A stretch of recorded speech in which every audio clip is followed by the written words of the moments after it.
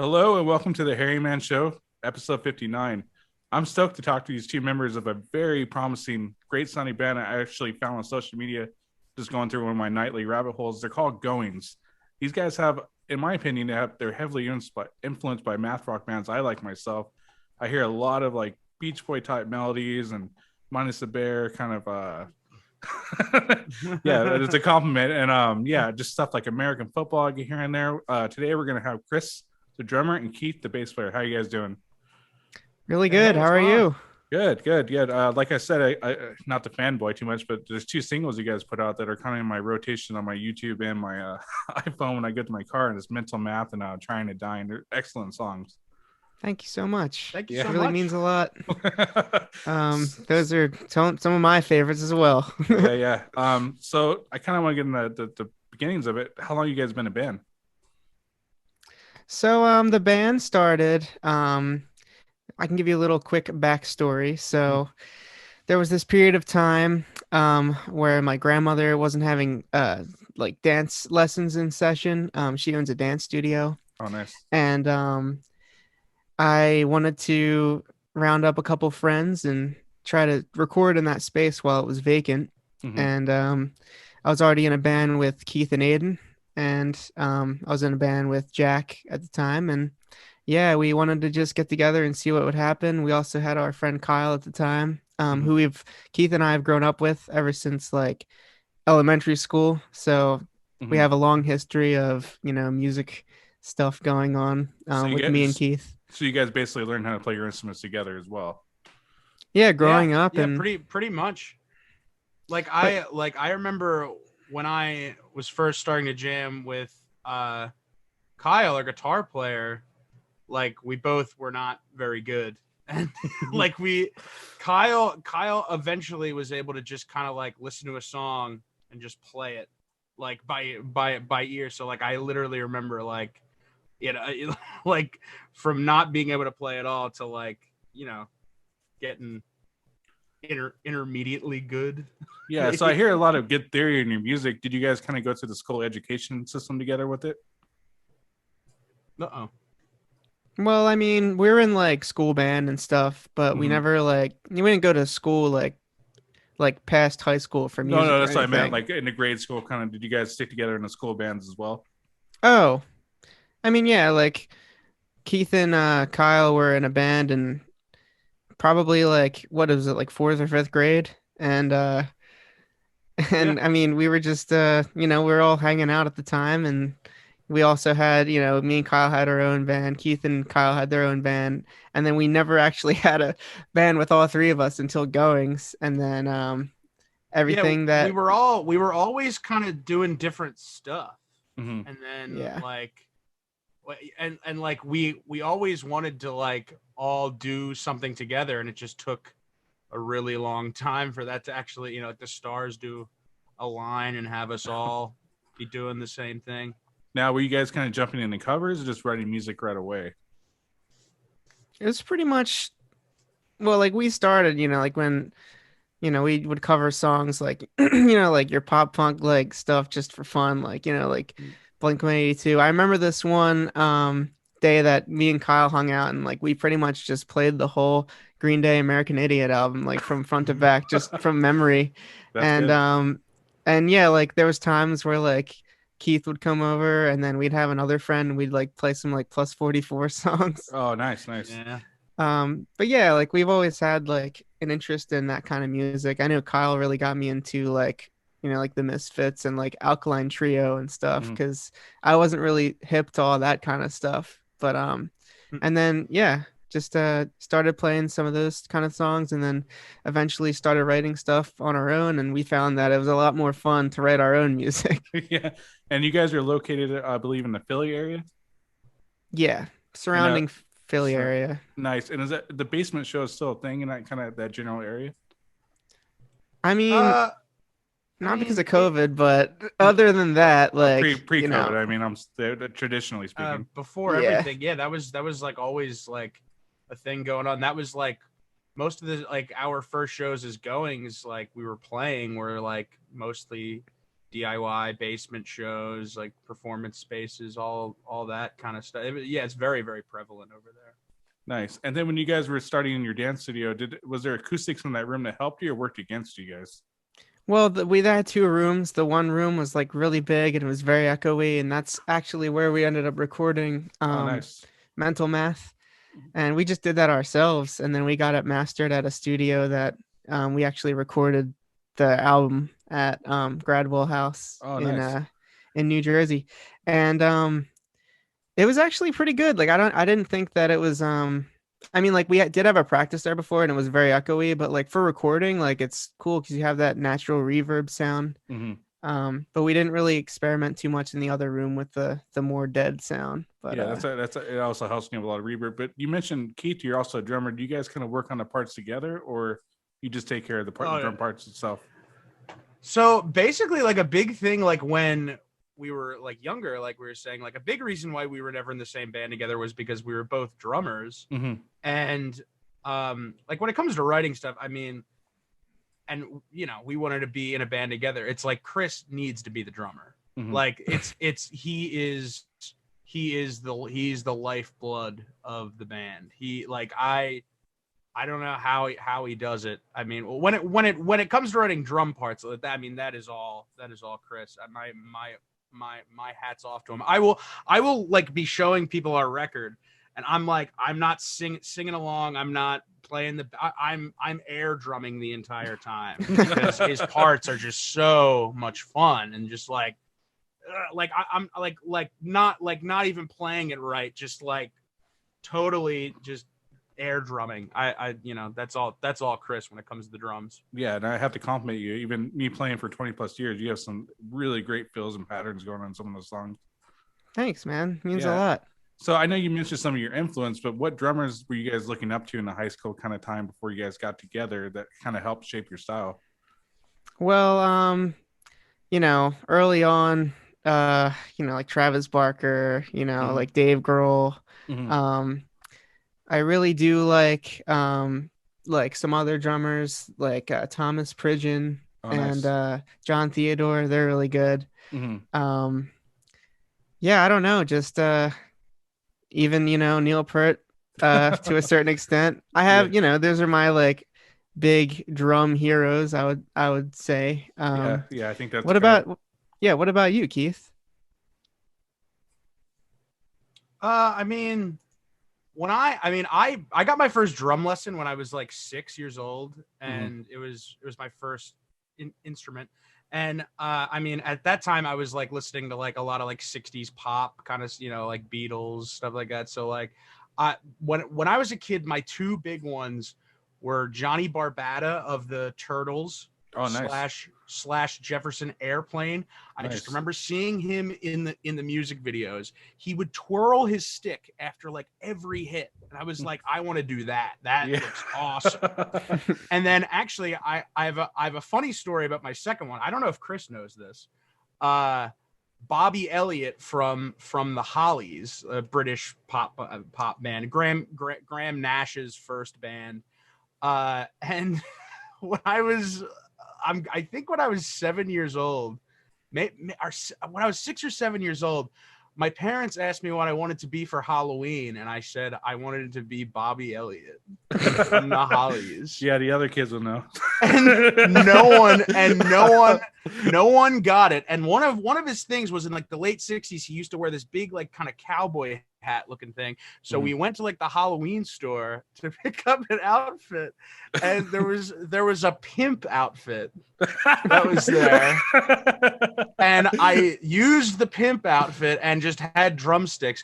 God bless this one. I think one house knew who I was trying to be. One house. Some old hippie with a vinyl collection. Yeah. But you mentioned the 60s kind of influence, and that's kind of where I hear a lot of your melodies and your singing. You guys are, like I already said, both excellent vocalists. Now, when I mentioned drum parts, do you guys kind of work the melodies one at a time, or it kind of just comes together at a writing session? I think it kind of depends. I mean, me and Aiden do a lot of the melodies, but it's just kind of like,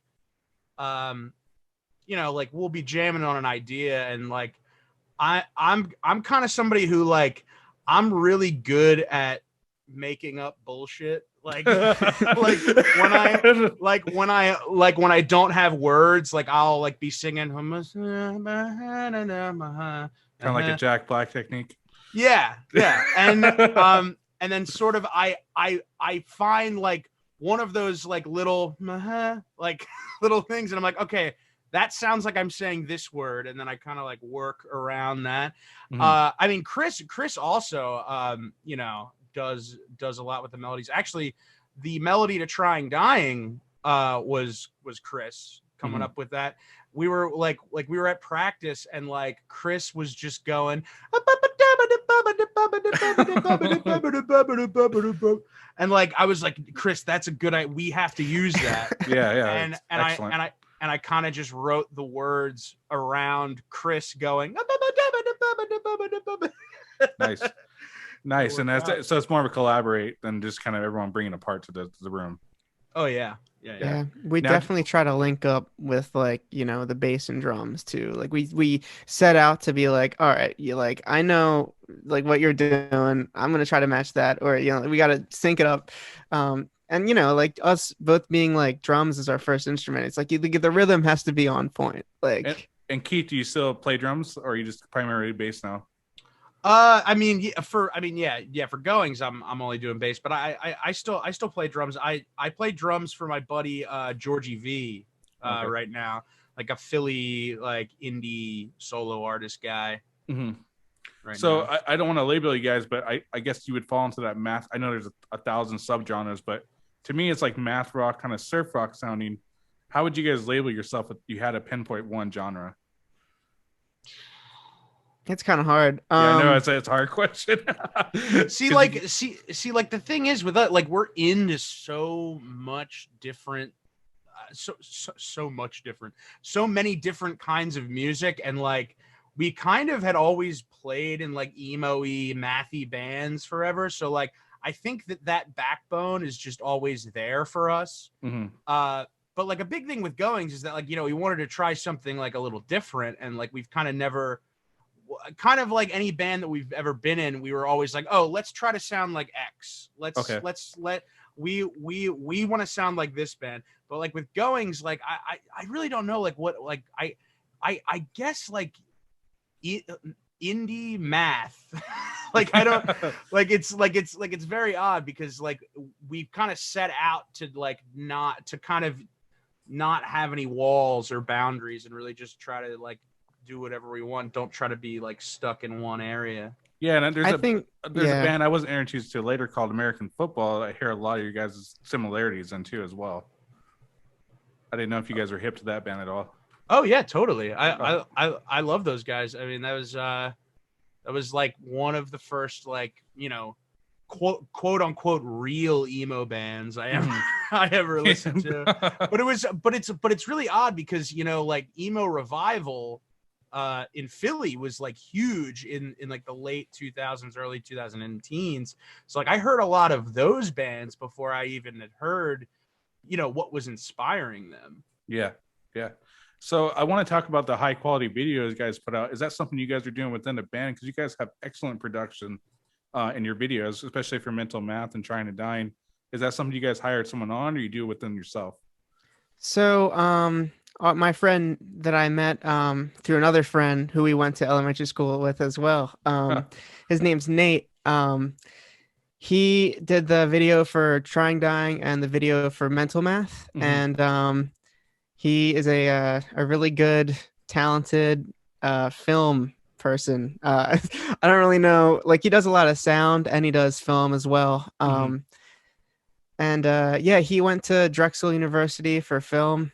And just is really good at what he does. And when we asked him to help out with the music video, he was like, all right, I'm going to get a camera and then we're going to just do it. And then I actually inherited that camera. I actually bought it off him. So when we just did the video for our new video, we just did W Blue Sky Lives. That was actually just all. Yeah, that was actually just all us, and I just used the camera that I got from him, and I had a lens, and from like another camera that I got. And yeah, we really just winged that video. We didn't really have a direction in mind, but with Nate, it was definitely more of a professional, like we're gonna storyboard and see what we can do here. Yeah, you like guys, go ahead. sorry. Go ahead. I was just gonna say, like, Nate, like, really I really like working with him because, you know, like you said, like our first two videos like ended up like looking fantastic, but he like really like kind of let us like have like a lot of say in that. And like, you know, like Chris was saying, like with like storyboarding those two videos and stuff like that, like really kind of opened us up to like what we can do. And I think without that, we wouldn't have been able to do the W Blue Sky Lives video because like he really taught us a lot and like opened us up to like being able to do that ourselves. So like, you know, all the props in the world to Nate. Yeah, one thing I like about your videos, you guys don't take yourself too seriously, and it's very lighthearted. And I feel like it's showing kind of a story of each member in the band, which is really awesome. I think a lot of music videos are kind of missing that, it's just all one shot performance. But when I watch the videos, it kind of reminds me of the nostalgia feeling of like a Blink-182 video, or you know, it's kind of a story to each member. You know, That's awesome to hear. Yeah. That's like all I ever want to have in our music videos, because I hate these music videos where people take themselves too seriously. And I mentioned it before, like when I was a kid, like I, you know, and even now to this day, I mean, Chris knows this about me. I love the Monkeys. I'm actually wearing their t-shirt right now for the, nice. listeners at home, and their music videos were always like just so silly, like romps, you know, like, and I love that style, and that like that when I was a kid, that's what made me want to play music, was like, oh, these guys are fun, and like, you know, they're having such a good time. Like that's that's just like what I want to see. Yeah, and I hope you guys keep doing it, because like I said, watching it, the production of it kind of helps, you know, kind of put the song together too a lot. But I want to ask, in your downtime, are you guys writing for the next album, or are you kind of just taking a break yourself? Yes, we do have something in the works. I ordered an EP, actually. Oh, okay. Yeah, we well, the cat's out of the bag. We are recording a new EP, and I don't know if like, I mean, I don't know, like we have told people about it. It's not like a big secret or anything, but yeah, we're gonna be doing 3 more songs, and it's gonna be great. You're gonna love it. I think I think we're going in like a little bit further in a direction, maybe a bit more progressive, I would like to say. I don't know if that's saying too much, Keith. No, but yeah, I don't know. No. It's gonna be fun. Now, with, you know, the current climate and how social media kind of plays, do you think it's worthwhile to do more EP style stuff, or kind of go out and release like 10 or 12 songs at a time? What do you think is more beneficial?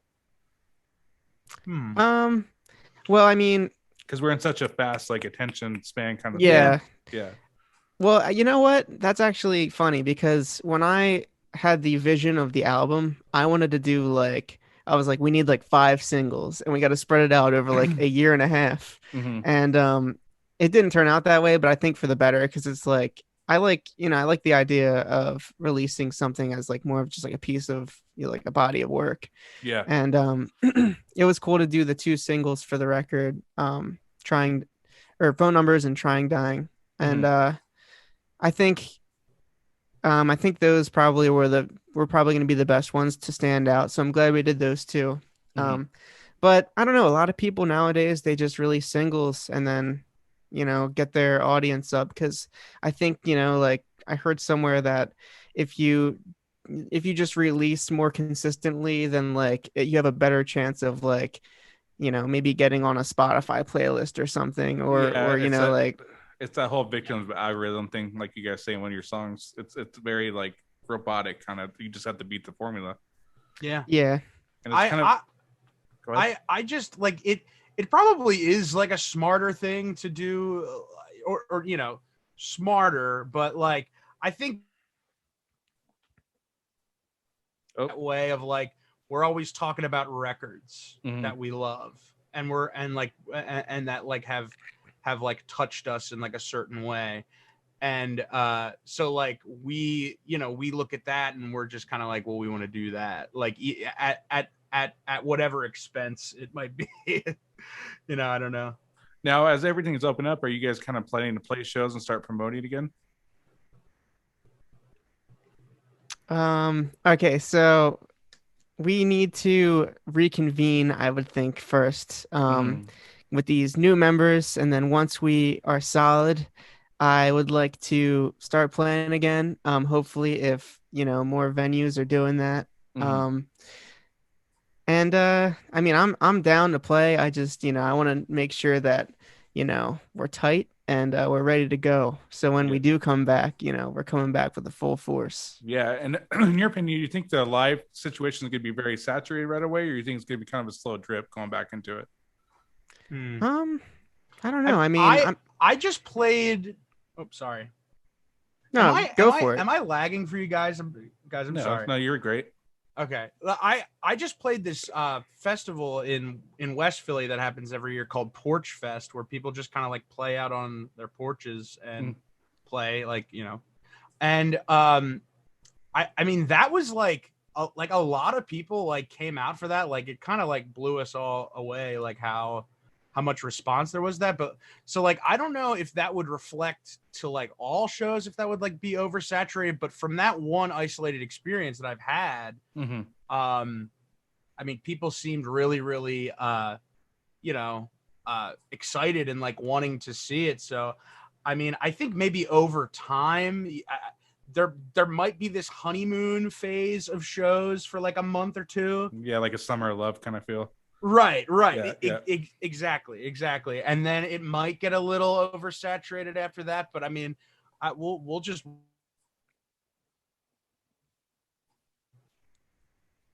Oh, okay, I lost you there for a second though.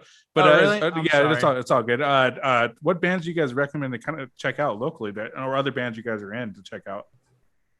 Well, definitely check out Georgie V. They're doing a lot of good stuff over there. Keith on Nice. drums now, so Nice. it's gonna be great. You're gonna love it. Nice. And I want to talk about gear. Are you currently playing like a CNC kit, or what are you currently playing?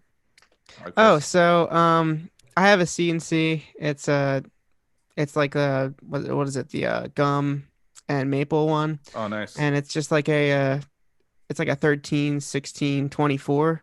And the bass drum's kind of cool because it's like 12 by 24, so it's like it's very thin, and but it sounds great. I love it. Nice. And the other kit I have is just this, this Pearl Forum that I've had since I was in 6th grade, but it sounds great still, and I still play on it for practice, but nice. But yeah. So when you guys do the pre-pro, is that kind of a band effort, or do you kind of just come to kind of do raw demos and then hand it over for mastering? So with our pre-pro process is I would like to think maybe a bit more extensive than some other people because for the record, we the first thing that we did is that we just got together and played all the songs to the click like live, and just live tracked it. And then after that, once we got all the clicks good, then we tracked separately, bass or drums, bass, guitar, synth, and then overdub vocals and stuff. And that was all just for, the pre-pro demo stuff. And then after that, we were like, all right, now, like, if we have these sessions, like we did it in like Pro Tools, and then we just brought it to the studio with us. And then once we're like in the studio, we can just like listen to the parts we already tracked when we're recording and stuff like that. And it makes it for like a really easy like recording experience, but a smooth process. Nice. Yeah. Yeah. Usually a lot of bands think they're ready and they get in there and it's like nothing even close. That's why we've like we've been doing what we're doing, because it's like, okay, we basically record the album 3 times. Like we basically track the album 3 times. So that by that last time, like we have no issues. It can just go very smoothly and we're done. Nice. I'm a little bit of a gear nut myself. Is there any gear you guys are looking forward to getting to trying out in live performance and recording? Oh man, there's this this is like totally off topic, but there's this Dan Electro baby sitar that like I thought was so cool. Yeah. And like you don't have to play it like any differently than a guitar, but it's like just like a little bit smaller than like I don't know than like a Strat or something, Mhm. and it gives you that. It gives you that. I would probably like use it once and be like, this is awesome, and then like never use it again. But like that's like the kind of thing that I want. Nice. Yeah, I could definitely hear that influence, kind of a 60s George Harrison kind of somewhere incorporated in one of your songs too. Yes. But I just want to say thanks guys for coming on. I know it was on short notice, but I really like what you're doing. I'm really excited to see what's coming down the pipeline with you guys, and I think good things are in store for you guys. Well, thanks so much for Thank having you us so much. on. This Thanks is for- really thanks cool. for having us. Yeah, no problem. So like I said, check them out. What's the best link for you guys? YouTube or Spotify? Well, if you go to goingsband.com, it'll Mhm. redirect you to a landing page where it'll be Spotify or YouTube, Apple Music. It has all that stuff. But as long as you go to goingsband.com. And let me ask, what started that name? What was that, kind of just a random idea, or what was the meaning behind the name? So didn't Aiden come up with that? I think he said something about Aiden came up with it. it was like I don't know if it meant anything then. I think he said something But about I Facebook event pages, because like you always have like Oh, your Facebook event page when you have like a show or something. Yeah, I and literally then, had to like- put it in Google Translation before I talked to you guys, make sure I didn't like mess it up. It's funny though is like we kind of always had band names that were like very odd and like crazy Down the road and up And- to the left. Yeah, and then like now we like so then like having like a name that was just one word just like seemed to be like a lot easier to like say to people, and like people would actually retain it. Yeah. And then like also like certain things like get a meaning, I think, after the fact. And like I think that goings to me now means like being able to like being able to like overcome adversity and just kind of keep going through harder times. Yeah, I like that meaning. Yeah, Just, that's pretty deep, man. Perseverance. Thanks. Well, yeah, it was fun. I'd like to have you guys on after you kind of release your new EP again. And like I said, I'm gonna share, and whenever you guys want me to show people, yeah, I'll be happy to. They're like earworms when I listen to your guys' songs. So is that a proper term? Earworm? Yeah. We're earwigs. We creep into That's your ear awesome, and you man. can't get us out. All right. Well, till next time. Thanks a lot, guys. Sounds great. All right, Thank you Dustin, so thanks. much. Yep.